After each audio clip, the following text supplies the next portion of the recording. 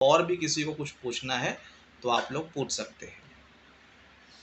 भैया एक क्वेश्चन है। हाँ, पूछिए, पूछिए। मेरा नहीं, मेरी पत्नी का क्वेश्चन है। उसका क्वेश्चन ये है कि जब वो प्रभु को नहीं मानती थी, तब उसके ऊपर मतलब इतना दुःख नहीं आता था। पर वो कहती जब से मैंने प्रभु को मानना शुरू किया, मेरे ऊपर बहुत दुःख आने लगे। लोग मुझे तंग करने लगे, मेरा विरोध भी करने, मतलब उस चीज़ में नहीं विरोध कर रहे हैं, पर मतलब इसको, मतलब जैसे फैमिली मैटर में इसको तंग करने होता है, खुद को झुकना पड़ता है, या ऐसे मतलब कई इसको प्रॉब्लम फेस करनी पड़ता है। वो कहते हैं इससे मतलब जब थी वही ठीक थी, या मतलब ऐसा क्यों पूछती मेरे साथ, ऐसा क्यों होता है? Okay, okay. तो ब्रदर का सवाल ये है कि उनका वाइफ ने पूछा है कि मैं जब प्रभु में नहीं थी तो मेरा जीवन अच्छा चलता था, मेरे जीवन में सब कुछ अच्छा था।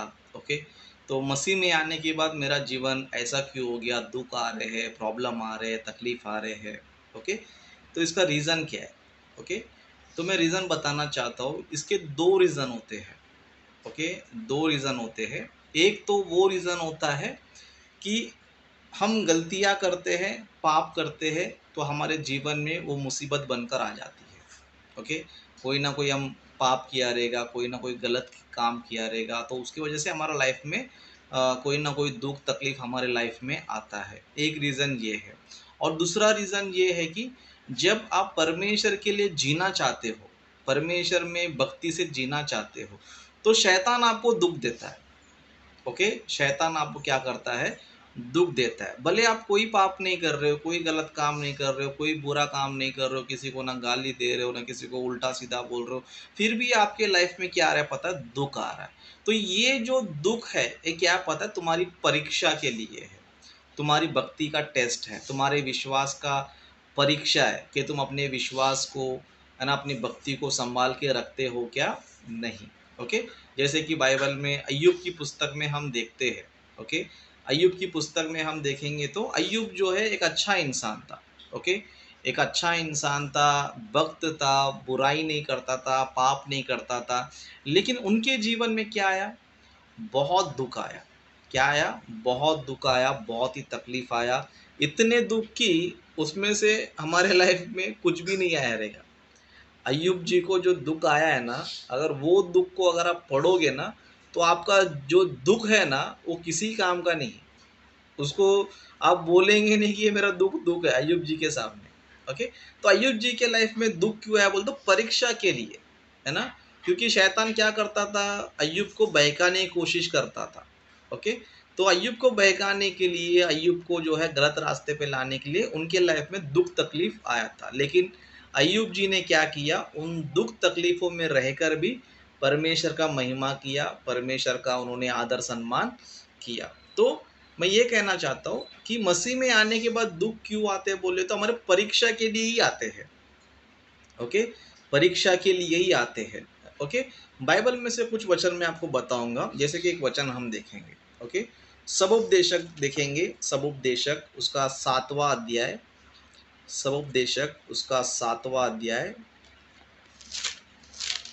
आप लोग निकाल लीजिए, और अपना जो ब्रदर है आप भी इसको नोट कर लीजिए। ओके, सुख और दुख के बारे में बाइबल हमें कुछ बातें बताती है। जैसे कि 7वां अध्याय उसको 14 वचन में देखेंगे, यहाँ पर इस तरह लिखा है, सुख के दिन सुख मान और दुख के दिन सोच, क्योंकि परमेश्वर ने दोनों को एक ही संग रखा है। ओके, मतलब वचन हमें ये बता रहा है कि हमारे लाइफ में सुख भी आएगा और दुख भी आएगा। ओके, दोनों भी जो है आता रहेगा जाता रहेगा। ओके, सुख और दुख दोनों भी हमारे लाइफ में है। तो परमेश्वर ये कहता है कि सुख के दिन सुख को मान, अनुभव कर ले, लेकिन दुख के दिन क्या कर, सोच। जिस तरह ये प्रश्न आपने किया है, तो आप सोचने लगे हो, अच्छी बात है ना। आप सोच रहे हो कि मेरे लाइफ में दुख क्यों आ रहा है, इतना परेशानी क्यों आ रहा है, लोग मेरे बारे में इतना कुछ बोल रहे हैं, यानी कि आप सोच रहे हो, अच्छा काम कर रहे हो। क्या कर रहे हो, अच्छा काम कर रहे हो। और ये दुख आना चाहिए, दुख आएंगे तो ये आप सोचेंगे, सोचेंगे तो सवाल करेंगे, सवाल करेंगे तो बाइबल सीख पाओगे। ओके, सवाल करेंगे तो ही सीख पाओगे, नहीं तो नहीं सीख पाओगे। ओके, तो बाइबल हमें ये बताती है कि सुख के दिन सुख मान, दुख के दिन क्या करना चाहिए, सोचना चाहिए। सोचेंगे तो क्या मिलेगा, आपको जवाब मिलेगा। जैसे कि अय्यूब जी का लाइफ है, उन्होंने अच्छा काम किया, सुख भी अनुभव किया। उन्होंने कोई गलत काम नहीं किया, लेकिन दुख को क्या किया, उन्होंने अनुभव किया। तो ये दुख क्यों आया था, परीक्षा के लिए आया था। उसी तरह हम यीशु मसीह को ले लेते हैं। यीशु मसीह ने भी कोई अपराध नहीं किया था, कोई पाप नहीं किया था, कोई बुराई नहीं किया था, लेकिन उनको भी क्या मिला, दुख मिला। क्यों, दुख आएगा। ओके, उस तरह मसीहों को भी हम देखेंगे, प्रेरितों को हम देखेंगे, उनके लाइफ में भी दुख तकलीफ आया। ओके, तो जो दुख आता है वो हमारे अच्छे के लिए ही आता है। जैसे कि और एक वचन मैं आपको बताऊंगा, पहला तीमुथियुस। ओके, और एक हम वचन देखेंगे, सॉरी, अपना दूसरा तीमुथियुस। ओके, दूसरा तीमुथियुस उसका तीसरा अध्याय 12 वचन से पढ़ेंगे। ओके, दूसरा तीमुथियुस तीसरा अध्याय 12 वचन से पढ़ेंगे। यहाँ पर इस तरह लिखा है, पर जितने मसीह यीशु में भक्ति के साथ जीवन बिताना चाहते हैं वे सब सताए जाएंगे। मतलब वचन हमें ये बता रहा है कि जितने भी लोग मसीह में रहकर भक्ति के साथ जीवन बिताना चाहते हैं, तो वो सब क्या जाएंगे, सताए जाएंगे। शैतान क्या करेगा, तुम्हें सताएगा, तुम्हारे घर वालों के द्वारा, बाहर वालों के द्वारा, या कोई ना कोई चीज़ों के द्वारा, बीमारियों के द्वारा, या कोई भी एक्सवाइजेड कुछ ना कुछ भी हो सकता है। ओके, क्या होगा, मतलब जितने लोग भी भक्ति के साथ जीवन बिताना चाहते, वे सब क्या हो जाएंगे, सताए जाएंगे, सताए जाएंगे। तो सताया होगा तो क्या करना चाहिए, डरना चाहिए, चिंता करना चाहिए नहीं, है ना। आप ये सोचना है कि इस सताव में, इस मुसीबत में, इस दुख में मुझे क्या होना है, पास होना है। यानी कि अपने भक्ति को, अपने विश्वास को, है ना, बचाए रखना है करके ये कोशिश करना है। क्यों, जब आप सताए जाते हो तो आपका धीरे धीरे विश्वास कमज़ोर होने लग जाता है। ओके, विश्वास कमज़ोर होना, आप सोचने लगे थे कि मैं प्रार्थना करता हूँ, चर्च में जाता हूँ, बाइबल पढ़ता हूँ, दान देता हूँ, सब कुछ करता हूँ, लेकिन इतना लाइफ में दुख क्यों आ रहा है करके हम लोग थोड़ा क्या करते हैं, टेंशन में आ जाते हैं। तो मैं कहना चाहता हूँ, आपको टेंशन होने की ज़रूरत नहीं है, मजबूत होने की ज़रूरत है। ओके, मजबूत होने की ज़रूरत है, क्योंकि ये दुख तकलीफ जो भी हमारे लाइफ में आता है, इससे हमें क्या मिलता है पता है, हमारा दर्जा बढ़ जाता है। ओके, स्वर्ग के राज्य में जो है, हमारी जो हमारा जो भक्ति का जो दर्जा क्या क्या था पता है, बढ़ जाता है। मतलब स्वर्ग के राज्य में हमारी तारीफ होगी, हमारी महिमा होगी, क्योंकि हमने क्या किया पता है, दुख तकलीफ में रहकर भी क्या किया, परमेश्वर की हमने आराधना किया, उन पर अपना विश्वास बनाए रखा, और उनके साथ साथ हमने क्या किया, जीवन बीता। जिस तरह अय्यूब का तारीफ हम देखते हैं बाइबल में, है ना, अंत में परमेश्वर ने अय्यूब जी का बहुत तारीफ किया, उसी तरह हमारा भी क्या होगा, तारीफ होगा। इसके लिए एक वचन पढ़ेंगे, पतरस की पत्री में हम देखेंगे। ओके, पहला पतरस चौथा अध्याय उसका 12 वचन से।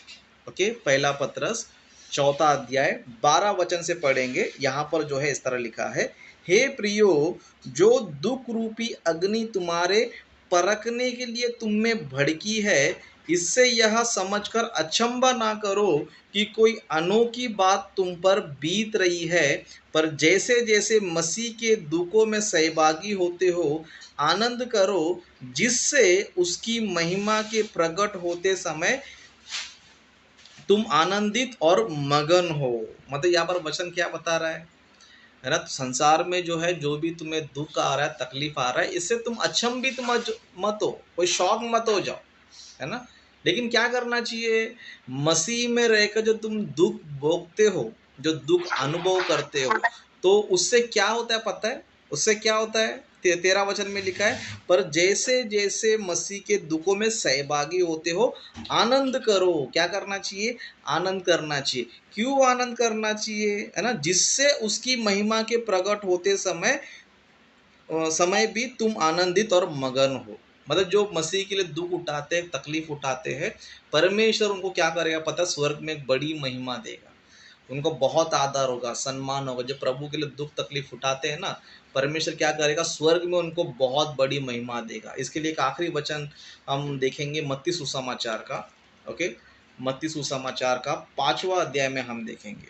ओके, 5वां अध्याय में जैसे कि 11 वचन से हम पढ़ेंगे। ओके, धन्य हो तुम जब मनुष्य मेरे कारण तुम्हारी निंदा करे और सताए और झूठ बोल बोलकर तुम्हारे विरोध में सब प्रकार की बुरी बात कहे, तब आनंदित और मगन होना, क्योंकि तुम्हारे लिए स्वर्ग में बड़ा फल है। क्या है? बड़ा फल है, इसलिए कि उन्होंने उन भविष्यवक्ताओं को जो तुमसे पहले थे इसी रीति से सताया था। उस तरह और एक हम वचन पढ़ेंगे तो 5 का उसका चौथा वचन यहाँ पर इस तरह लिखा है, धन्य है वे जो शोक करते हैं, क्योंकि वे शांति पाएंगे। ओके, मतलब धरती पर अगर आपको दुख आ रहा है, तकलीफ आ रहा है, परेशानी आ रहा है, लोग तुम्हें सता रहे हैं, तुम्हारी निंदा कर रहे हैं, बुराई कर रहे हैं, तो आपको टेंशन लेने की जरूरत नहीं है।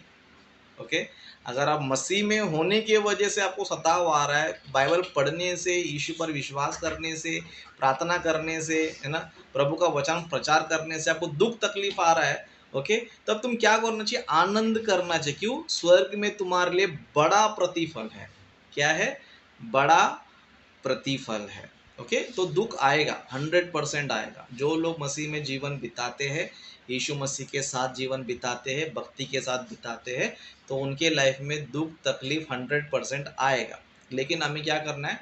अपने विश्वास को, अपने भक्ति को संभाल के रखना है, बचा के रखना है। क्योंकि जब हम अब अंत तक दुख तकलीफ में रहकर, स्थिर रहकर, है ना, प्रभु में हम रहेंगे, तो मरने के बाद स्वर्ग में हमें क्या मिलेगा? बड़ा प्रतिफल मिलेगा। तो आप लोग का सोच, आप लोग का नज़र किस पर रहना चाहिए? स्वर्ग पर रहना चाहिए। जिस दिन आपने स्वर्ग के ऊपर दृष्टि डाल दिया, जिस दिन आपने स्वर्ग को आपने देखा, जिस दिन आपने अनंत काल के जीवन के बारे में सोचा समझो, उस दिन आपके लाइफ में जो दुख तकलीफ आ रहा है ना, वो कुछ भी नहीं समझेंगे आप लोग, कुछ भी नहीं समझेंगे। इसके लिए पौलुस भी बाइबल में कहता है कि जो अनंत काल का जीवन जो हमें मिल रहा है ना, उस महिमा के सामने हमारे लाइफ में जो दुख तकलीफ आ रहा है ना, कुछ भी नहीं है, गिनती में भी नहीं है। ओके, तो यही मैं बताना चाहता हूँ, दुख आ रहा है यानी कि आपकी भक्ति अच्छी है, आप परखे जा रहे हो, आपका परीक्षा हो रहा है।